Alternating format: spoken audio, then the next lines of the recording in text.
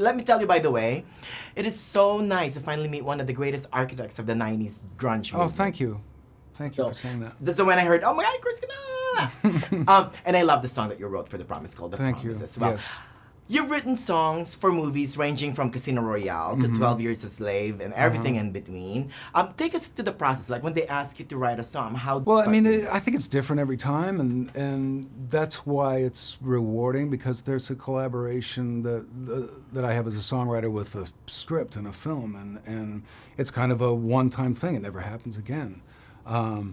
And you know, depending on what the subject matter is, it could be just something that seems like it'll be fun, you know, and anything in between that to something like The Promise, where I feel, you know, kind of an intense responsibility to hopefully really get it right. And to be able to distill really a huge, sweeping film with a lot of really important subject matters kind of down into a 4-minute song, which is difficult, right, I think, to do. But I want people to be able to hear it and kind of walk away with something without having to think too hard and have an emotional connection, but still represent the importance of the story, because it's important to a lot of people.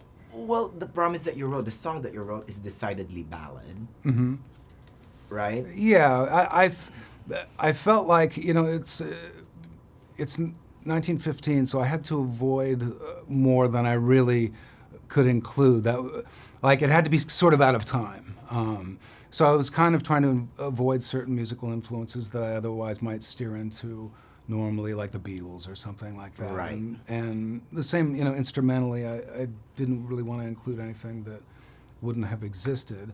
But I wasn't going to try and sing as though I'm from that era, because I wouldn't know how to do that. Yeah. So it was just kind of trying to write something out of time musically, and then trying to capture a little bit of the emotion of the story, and the fact that, you know, then and now people were forced to leave their homes, families separated.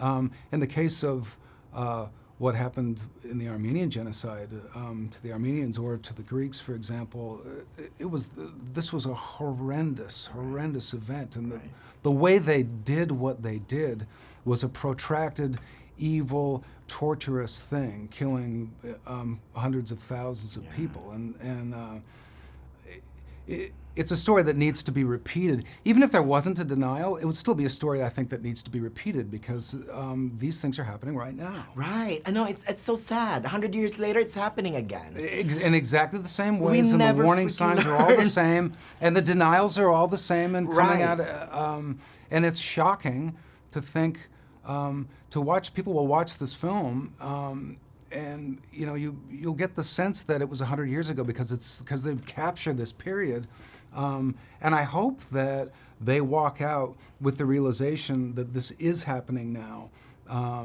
and with the awareness that it's happening now, and not allow themselves to be lied to about it, right, or to be distracted by it. Let's make a promise that will make the world a better place. I would love it, and I will make that promise, and I wish that everyone would make that promise. Oh, thank you, Mr. Chris.